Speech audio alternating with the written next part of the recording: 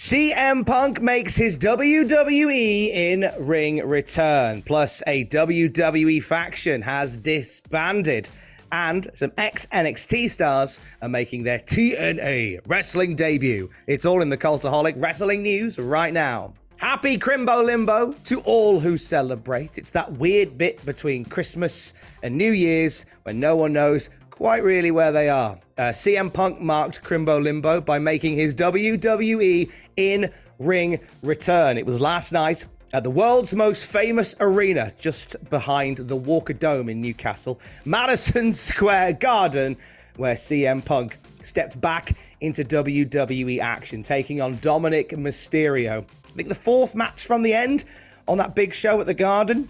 Well-received CM Punk reaction, as you'd expect. Booming ovation from the Garden as Punk made his in-ring return to WWE. We also saw a spot from the match that was lifted right from CM Punk's AEW debut. You remember when he faced Darby Allin and he did that sit-up to avoid a coffin drop? He did the same with Dominic Mysterio, but with a frog splash instead.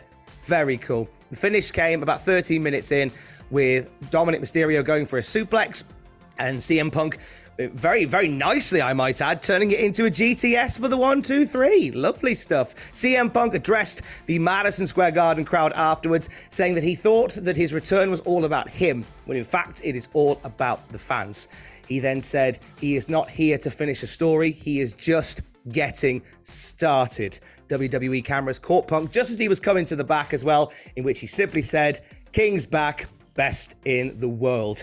CM Punk's Crimbo Limbo tour has not quite finished yet. He will be competing at the Kia Forum in LA, where he's going to be facing Dominic Mysterio once again.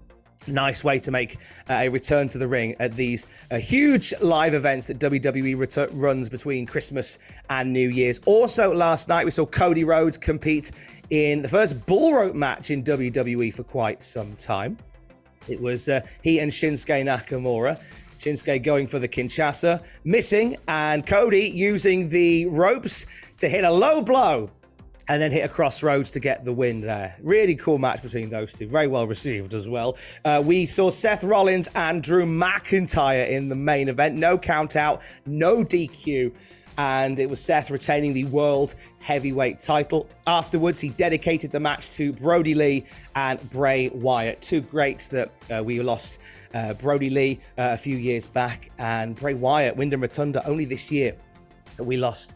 A match dedicated to them by Seth Rollins. Real classy way to wrap up a big night in the Garden for WWE. And it was a big night in the Garden for WWE because it was their highest grossing, I'm going to get this right because this comes from Fightful Select, the highest grossing domestic non-televised event of all time for WWE. These Garden shows can go one or two ways, history tells us.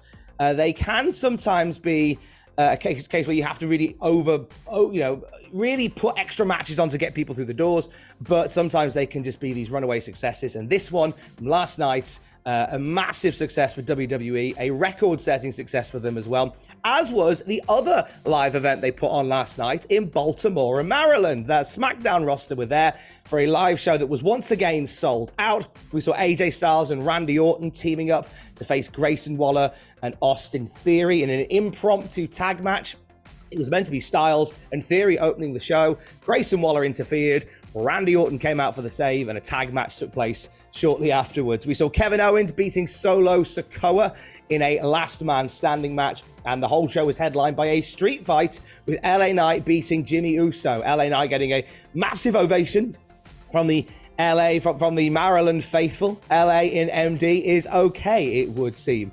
Another sellout show. Big day yesterday for WWE as part of the Holiday Live Tour. It continues as they head towards LA at the Kia Forum, where we'll have CM Punk's second WWE match. Now, last night on NXT, we said goodbye to a trio that were put together at the beginning of the 2.0 era. Brooks, Briggs, and Fallon Henley are no more. It's been recognized that in his pursuit for the Heritage Cup, Briggs is wanting to ride solo. So they kind of mutually agreed that with Briggs wanting to do that and Fallon looking to make Tiffany Stratton her servant, they have other agendas. So they have gone their separate ways. I thought we might have seen a main roster run from those three before their time was up, but apparently not. They are gone their separate ways. Leave the memories alone. Play your favorite Brooks and Dunn song to commemorate the occasion. Mine is Red Dirt Road. You're welcome. Well, speaking of NXT, some former NXT stars have been making waves on the indie circuit for some time now. That is the grizzled young veterans. They've been turning up at pretty much every independent promotion under the sun, and they continue their tour of duty with an appearance at TNA Wrestling. It's been announced on Impact Wrestling socials that when Impact becomes TNA once more, they will be joined in TNA by the GYV. They put out a video where they call out the fact that TNA has never had legends, or veterans rather, like the grizzled young veterans.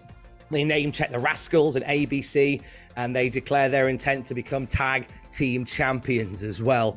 And no match has been set for them as part of Hard to Kill, but they say they want to be tag champs. So, and also they've name checked ABC, Ace Austin and Chris Bay, and they name check the Rascals. So chances are the Rascals are going to get involved in some point.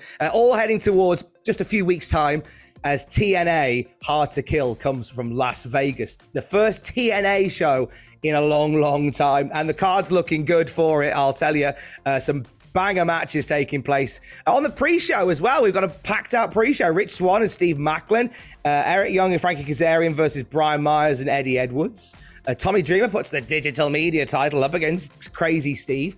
Get this, right? Chris Sabin puts the X Division title up against Vikingo and Kushida. Shoot that into my veins. I thank you very much. The Knockouts will be competing in an Ultimate X match with contestants to be confirmed. We've got PCO versus Dirty Dango. We've got the Impact World Champion becoming the TNA Champion. Will it be Alex Shelley or Moose? We'll find out on the night. And also a TNA Knockouts Champion will be crowned once again as Trinity, the current and defending Impact Knockouts Champion, defends against Jordan Grace. A landmark evening for TNA Wrestling that will also feature not only the GYV, but also a massive signing for TNA. You won't believe who is showing up, says the socials. We're only a few weeks away from finding out.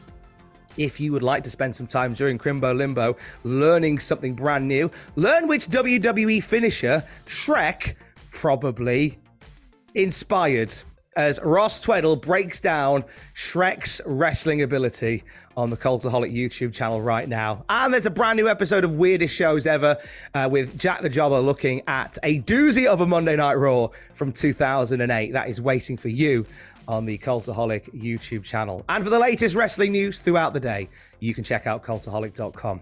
Stay safe. Love you. Bye.